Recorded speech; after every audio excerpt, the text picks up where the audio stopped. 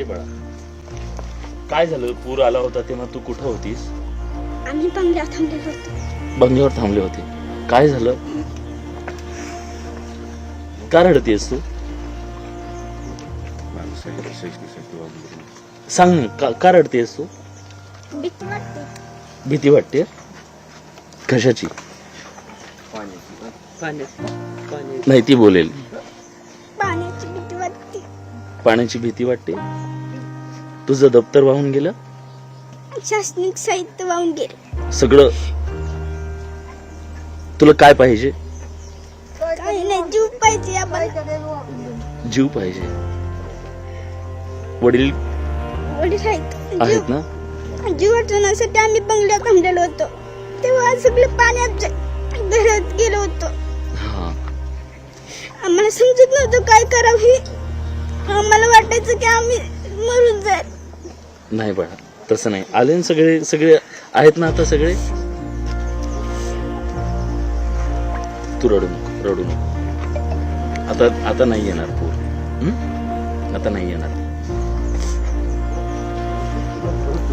ही जी पिढी आहे ना, या पिढीवरती खूप मोठा घाव घातला या पुरात.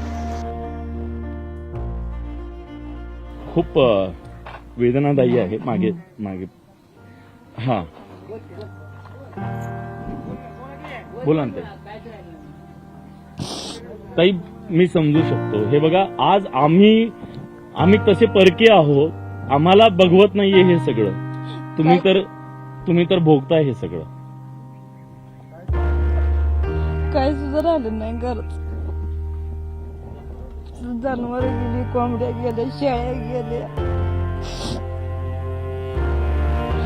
खायला सुद्धा नाही आता घरात काय. मग सध्या प्रपंच कसं भागवता? दुसरीच देतात आणून गावातली. घरी तर काय नाही आता. अन्नदाता आहे हा. अन्नदाता, पोशिंदा, बळीराजा. पण आज कुणाच्या तरी मदतीवर, बाहेरच्या गावून येणाऱ्या मदतीवर, त्यांनी दिलेल्या खिचडीवरती, भातावरती, त्यांनी दिलेल्या बिस्किट पुड्यावरती या माणसांची गुजराण सुरू आहे. आणि माणसं जेव्हा घरी आली, काय चित्र होतं ताई? घरातून गेलात तेव्हा जीव वाचवण्यासाठी गेलात. घरात 3 आला, दिवस झालं झोपलं नाही आम्ही घराला.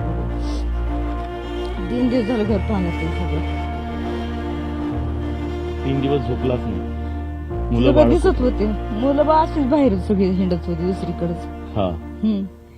आणि स्वतःच्या घरातून बेघर व्हावं लागलं. दुसरीकडे होतं, दुसऱ्या गावाला गेलो तिकडं वरच्या ह्याला.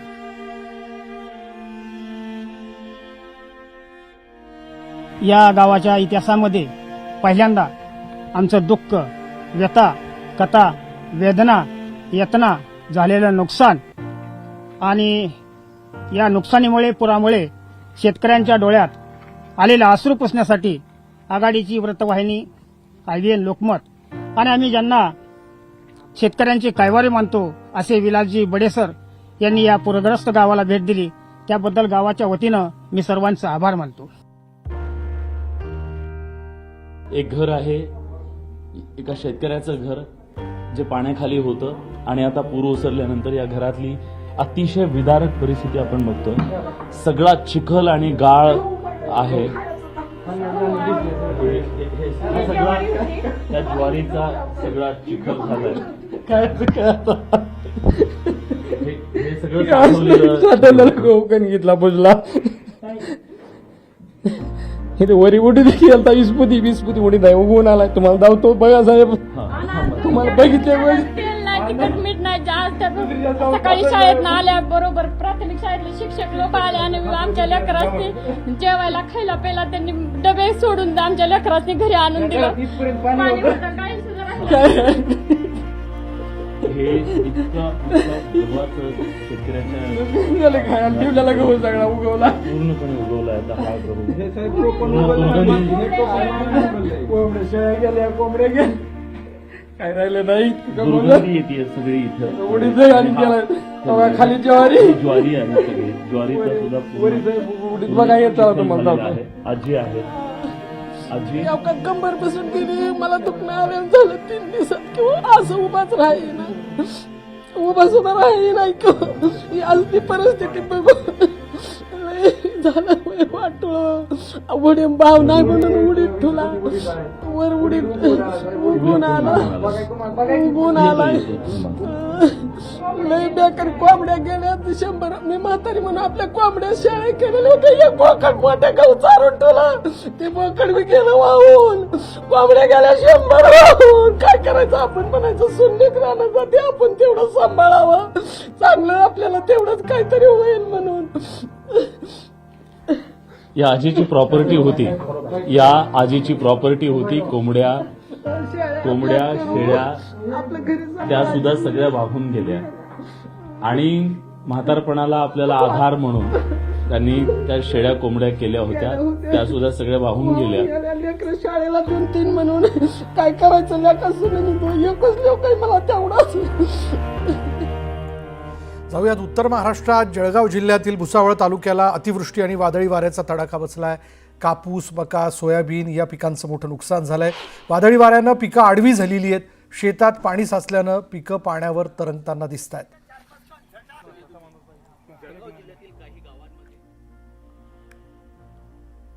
आतापर्यंत माझ्या माहितीप्रमाणे लोकप्रतिनिधी किंवा आमदार, खासदार, शासकीय अधिकारी येतात, फक्त पाहून जातात. प्रत्यक्षात शेतकऱ्याच्या हातात काही एक मिळत नाही. आता शेतातील पीक हे पूर्ण काढलेले आले असताना त्याच्यावर बुरशीजन्य विकार झालेला आहे. तेच सळ लागलेली आहे. सळ लागलेली कुठलीही वस्तू काहीही कामाची नसते, हे शासनाच्या लक्षात यायला पाहिजे. प्रतिनिधी येता, रोड न जाता मक्याचे झाडं पाहता, पण प्रत्यक्षात त्याला हात लावत नाही. जे आड मार्गाला आहे त्याच्याकडे कधीही जात नाही. ही अपेक्षा एकच आहे साहेब, की जे शेतकऱ्यांचं नुकसान झालेलं आहे ते भरपूर पाण्यामुळे झालेलं आहे. आता या 2-4 दिवसामध्ये इतका पाऊस आला की त्याच्यामुळे सर्व पीक जमीनदोस्त झालेलं आहे. आणि काही शेतामध्ये तर असं आहे की टोंग्या पाणी साचलेलं आहे. 1-1.5 फूट पाणी साचलेलं आहे. त्याच्यामुळे सरकारने ही सर्व लोकांना भरपाई द्यावी, सरसकट सर्वांना भरपाई द्यावी आणि जे कर्ज आज आहे त्यांचं कर्ज माफ करावं, एवढी सरकारला विनंती आहे शेतकऱ्यांची. जायकवाडी आणि माजलगाव धरणातून सोडण्यात आलेल्या पाण्यामुळे परभणी जिल्ह्यात गोदावरी नदीने धोक्याची पातळी ओलांडली. नदीपात्र सोडून वाहू लागलेलं आहे आणि त्यामुळे नदीकाठच्या शेतामध्ये पाणी शिरलंय. आणि त्याची जी दृश्य आपण बघतोय ज्यामध्ये जनावरं वाहून गेली, शेळ्या मेंढ्यांचं मोठं नुकसान झालेलं आहे. जे हाती येईल ते वाचवत हे गावकरी बाहेर पडलेले आहेत. या सगळ्या परिस्थितीत नेमकं करायचं काय? म्हणजे वर्षानुवर्ष केलेल्या मेहनतीचा अक्षरशः चिखल झाला. खरडून गेलेली जमीन पुढल्या वर्षीही त्यावरती काही पिकवणं कठीण होऊन बसलेलं आहे. अशा सगळ्या परिस्थितीत आता शेतकरी पुढे नेमकं काय करायचं याकडे नजर लावून बसला. गंगाखेड तालुक्यातून वाहणाऱ्या गोदावरी नदीनं पात्र ओलांडलंय. ही नदी धोक्याची पातळी ओलांडून वाहते आणि त्यामुळे नदी परिसरात असलेल्या गावांमध्ये अशा पद्धतीची पूर परिस्थिती दिसून येते. मी सध्या उभा आहे गंगाखेड तालुक्यातील गौंडगाव या गावामध्ये. गावाच्या शेजारी जी काही शेत आखाडे आहेत, घर आहेत, या घर आणि परिसरामध्ये अशा पद्धतीनं हे पाणी पूर्णपणे घुसलेलं आहे. मी सध्या ज्या ठिकाणी उभा आहे या ठिकाणी जर आपण पाहिलं तर याला ग्रामीण भाषेमध्ये गोठा म्हणतात. या ठिकाणी जनावरं बांधली जातात, परंतु हा गोठा देखील पूर्णपणे बुडाला आहे. आपल्यासोबत या ठिकाणचे शेतकरी आहेत, आपण त्यांच्याशी बोलणार आहोत. मामा पुढे या थोडंसं.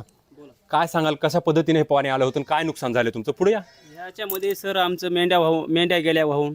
किती मेंढ्या होत्या या ठिकाणी? या ठिकाणी 50 मेंढी होती, जवळजवळ 20 मेंढी वाहून गेली याच्यातली. पर याच्या म्हशीचं काही नुकसान झालं, गाई होत्या, इकडं केळीचं नुकसान झालं. प्रशासनाला सांगितलंय का? प्रशासनाने काय सांगितलं यावर तुम्हाला? प्रशासनानं काही सांगितलं नाही याच्यावर. नाही, अजून तर कोणी काही सांगितलं नाही. तहसीलचे अधिकारी कोणी आले? नाही, कोणी आलं नाही. या ठिकाणी जनावरांचं मोठ्या प्रमाणात नुकसान झालं असं सांगण्यात येते, परंतु इथं अद्यापर्यंत कोणताही अधिकारी आले नाही, कर्मचारी आले नाही. पंचनाम्याची सुरुवात कधी होणार आहे असं सांगण्यात आले तुम्हाला? सर, प्रशासनाकडून अजून आपल्याला म्हणजे कुणीच आम्हाला भेटा आलेलं नाही आणि अजून कोण्या अधिकाऱ्याचा, तलाठी, ग्रामसेवक आम्हाला अजून कोणी पंचनाम्यासाठी आलेलं नाही आहे. फक्त आम्ही फोन केला त्याला, तर ते वारंवार ते सतत आम्हाला येतो असं म्हणायचं. अजून काय कोणी आलेलं नाही. किती नुकसान आहे बरं? गाव परिसरातली शेती असतील, घरं असतील असं? आमच्या गावातील 20 घरं असतील सर आणि 100-1 हेक्टर समजा आमचं शिवार पाण्यात गेलेलं आहे. विशाल माने, न्यूज 18 लोकमत, परभणी.